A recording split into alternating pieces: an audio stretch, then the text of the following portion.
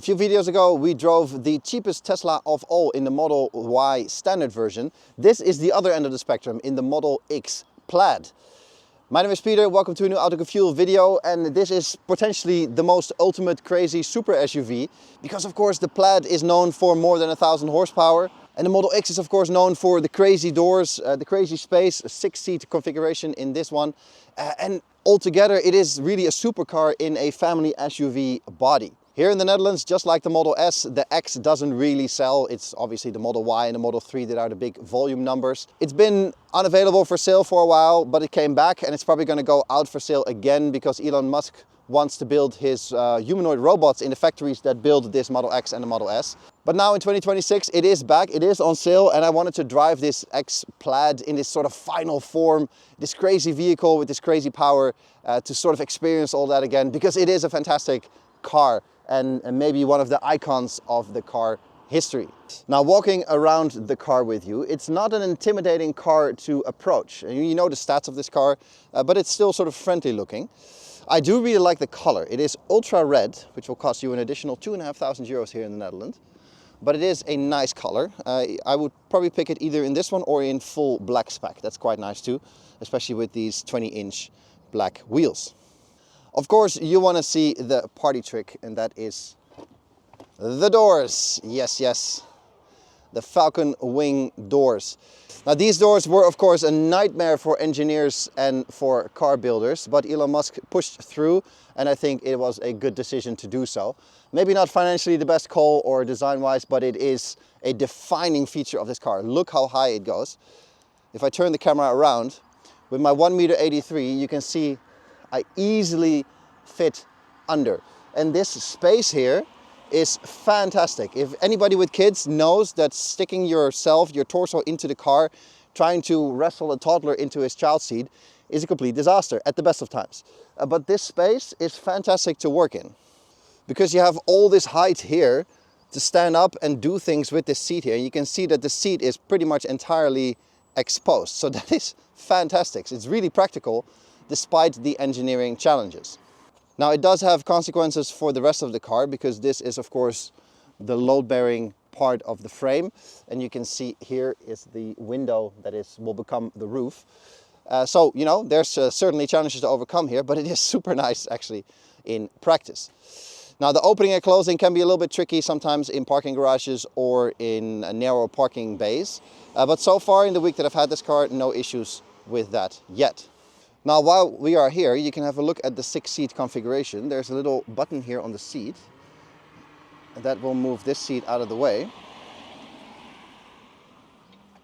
And then you can see the space that you have to get into the rear. And I will show you.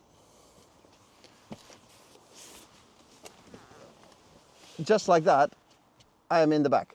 And now, I'm not going to sit here and pretend that it is going to be the spot for me to drive to Switzerland. But I fit 1.83 m and I'm not completely bumping my head against the roof. And there's actual space here. And because there's so much space in the length of the car, I can easily get comfortable back here for a short drive, no issues whatsoever. Especially because in this 6-seat configuration, you have a lot of space between the middle row seats to put my legs. So that's great. A tour through the cockpit of the Model X, of course, starts with the enormous front window. It is amazing how much light you get through this window and how much air you have in the cabin, or at least the feel of space in here right away. It's really nice. You have great overview, of course, because it's a big vehicle, but it's also a higher vehicle. And then with all this glass around you, it is a fantastic king of the road feel from the word go. So that's an excellent start. Sticking with the point of viewing and looking around, the side mirrors are not as big as I would like them to be. It's a large vehicle.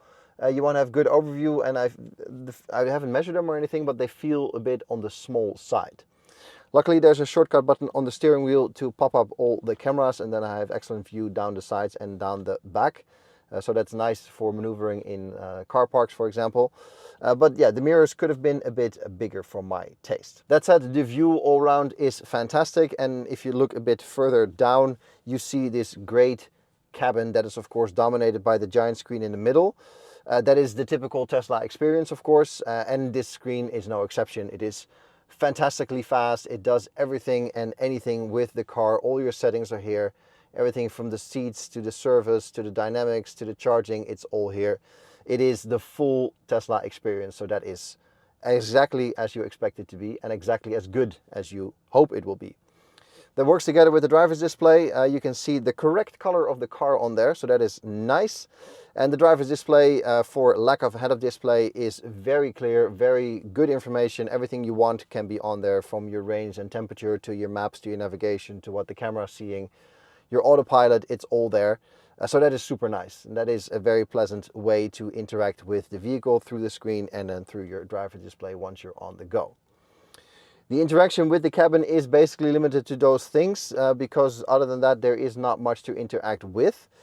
The steering wheel is not a pleasure to use, to be honest. I don't like the capacitive buttons, and I don't like the fact that I have to operate my indicators and my wipers from the steering wheel either. Of course, that means I am extremely old and unwilling to change, but I just prefer to have stalks behind the steering wheel because it's just easier, because they're always there where you left them, and this moves around. So when you're on roundabouts or when you have any kind of steering angle, the buttons require just a little bit too much thinking for my liking. And I also don't like the fact that they're fully capacitive and instead of having an actual switch to press. But that said, the interaction with the screens is great. We also have some creature comforts like buttons for the windows, so all is well here. And all is well with this cabin. You can see this sort of strip of carbon fiber across the whole dash and the door, and also here in the center console. I'm not sure if it's real carbon fiber or not, but it looks real. And it looks really nice. And you can also see the ambient lighting strip sort of underneath integrated with that. And that strip also goes all the way down the sides here. So that is nicely done too. And it's all around a pleasant atmosphere in this cockpit. The seats are a bit of a hit and miss. On the one hand, I quite like them because they're 20-fold adjustable and everything is good. I fit in them, so that's good too. But the headrest is a bit on the round side for me. It feels like it could be either flatter or wider, and preferably both. So that it feels like I'm sliding off all the time. So that's not ideal for me. The center console is a story in itself. You can see I got a little bottle and my garage clicker in there now, but I can click that away. I can insert an extra bin, and I can also close that off, and I can close the whole thing off. So it's a bit of a multifunctional setup anyway you might want to have that. And there's just a giant deep bin here with 2 USBs for charging and also your 12-volt socket down there. But I prefer to have the cup holder so everything is within reach. And then there's also a big storage bin here underneath your elbow. So that's cool. Last but not least, we have some aluminum pedals, and we got the wireless charging pad here on the one side with my phone, you can see, and this is also where you put the Tesla key card if you're not using the app, to tell the car that you are here and that you are supposed to be driving the vehicle. So that is where that goes. So yeah, all around great cabin, very black on black with some gray accents, but thanks to all the light that you get through that window, by no means at any point in time does it feel claustrophobic in here. So with the boot open, you can see the flexibility that this car offers. So if you need the third row, obviously you're gonna give in a little bit on luggage capacity because you only get this little bit. But there is a lot of extra space down here for your charging cable, suitcases, emergency triangle. You can fit 2 hand luggages in here, no issues whatsoever. But if you don't need the extra passenger space, you can put the seats down like I've done here on the left. And then you have all the space all the way to this seat that can then also go forward even further if you want to. So you do have the flexibility to use either or, and even if you put it in this setup with 1 seat up and 1 seat down, you can have 1 long item on this side and still carry a passenger on the other. So it's so simple and so logical if you think about it, and this really is the way you want it and allows you to deploy this car in many ways. Obviously, we got to do a little bit of driving in this Model X Plaid. You can see that I'm wearing sunglasses. Apologies for the impersonal touch there, but it's been raining all night and now the sun is out, so the surface of the road is basically like a mirror. So it's either not seeing anything and having a crazy accident or wearing sunglasses, and I'm picking the sunglasses today. We are currently in one of 3 driving modes, in the dynamic mode to be exactly, because the driving experience in this car is completely dominated by the powertrain. We're doing 30 now in the middle mode, full throttle, 130. It is so quick already in this middle mode that it is almost too much to handle. I consider myself quite an experienced driver because I am 43. So I've had my driver's license for 25 years and I drive a lot of different cars and a lot of powerful cars too. But 1,000+ horsepower in this car is on a completely different level. And no matter how good a driver you think you are not ready for that kind of power. This car has a learning curve in terms of getting used to the power. And I personally feel that this car should come with a mandatory driving course. Because you're so fast, you're so much faster than everything and anyone in traffic that it is quite the responsibility to live with. And I say that in a very positive way because it is fantastic that we can get this kind of power in a car like this. But you really have to realize how fast you are. You can forget any Porsche, any Lamborghini, anything in traffic that you encounter on a sort of daily basis. You're going to be faster and then some. And even on some kind of wild day that you encounter a Bugatti or something maybe, I don't even know how many there are here in the Netherlands, you're still going to be faster. It is absolutely nuts how fast this car is. And that comes with a lot of responsibility because not only the speed that you gather in a short distance is crazy, but you also got to stop it at some point. And it is a 2.5-ton vehicle with me and some people in it. And the space you need to stop is always more than you hope it would be. So I've even caught myself a few times this week having to brake a lot harder than I was comfortable with, just because you gather speed so fast in this car. And that's even before we talk about the rest of traffic that on the best of days has trouble keeping it between the lines, but can simply not judge how fast you are sailing by in your Model X Plaid. So that's the powertrain. It's nuts. It's absolutely nuts. But here on the highway in dynamic mode, the middle mode, it is actually quite doable. You're going to be the fastest vehicle around already. And it is a nice way to drive with this kind of power. I'm not exactly sure how much power you get in each mode. But here in the dynamic mode, the middle mode, you have ample power for any gap, any overtaking, any merging. You can always do it. So that's nice. And it's still sort of keep things somewhat in control. If you go to Plaid, obviously it gets multiplied even further. The comfort setting is one step down. That's for driving in town because that gives a bit more compliancy in your gas pedal, and also things like parking and such become a bit more easy to manage with your right foot that way. But here on the highway in dynamic, all is well. And then the cruising experience is great too. It's such a relaxing car to drive. It's big, it's quiet in here. You have this fantastic view through this enormous dome windscreen. It is such a pleasant experience. And it's really nice taking this car on holiday, with all the space in the back, with your kids in the back, with your ski stuff in the back. Fantastic. And there's really nothing you can't conquer with this vehicle. Four-wheel drive, of course, big rubber on it. It's very, very nice. And on top of that, you get the whole Tesla experience, of course, right? With the software, with the driving modes, with the horsepower, but also the Supercharger network, the app, any other Tesla products that you might have. So it is a very strong and complete package. I don't like the steering wheel that I mentioned in the interior tour, like the indicators and the wipers on my steering wheel. I don't like that. But other than that, I'm comfortable. I have great visibility. I have great audio. It's pleasant to work with the size of the car. It's just such a strong all-round package and really makes the case for that ultimate super SUV crown. Now I'll put it in Plaid mode for a little bit so we have a little bit of space here. I'll go all the way to the left. So we're doing 100 now, just a small squirt. And it's 150. It is mind-bendingly fast. It is so fast. It's crazy. It's absolutely crazy. And the rest of traffic really has no idea how fast you are.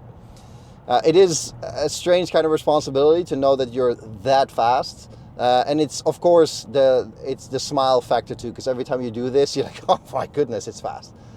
So, it is cool. And every time you encounter any kind of fast car on the road, it's it's almost, you see this look of defeat on their face when they look at you and you're like, oh, it's the Plaid. And they know they're not going to be faster than you. So it's fun. It's a lot of fun, but it requires so much discipline not to lose your driver's license on a weekly basis, because it is so fast to all kinds of illegal speeds. Then we have to talk about maybe the most hilarious part about this car, and that's the price. So I got the spec sheet for this one in particular. The car itself, 124,303 euros here in the Netherlands. The ultra red color that you should really get, 2,600 euro extra. But things like the interior, the sports seats, the rims and everything else is included already. Then we have a few little extras like some documentation costs, some taxes, some recycling costs and a few other things. For a total for this car as it sits here of 128,590 euro.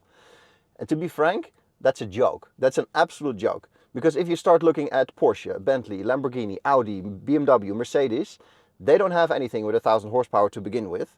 Yeah, the new Cayenne Electric has an 1,100 euro overboost function, I think, only for a few seconds. But basically, nobody has this.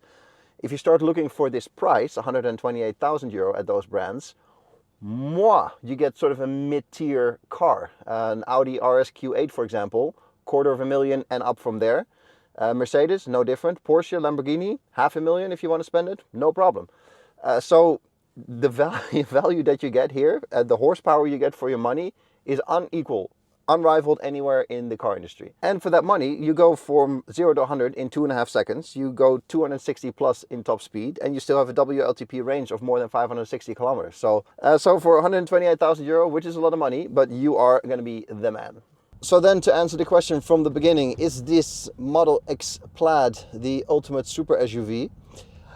I think in many ways it is. If you look at the car, what you get on paper, more than 1,000 horsepower for this kind of money, there's nobody in the car industry that has that.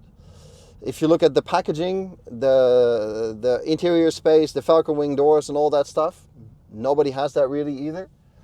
And that's even before you look into the whole Tesla ecosystem with the Supercharger, the software, the app and everything else. It's unmatched too.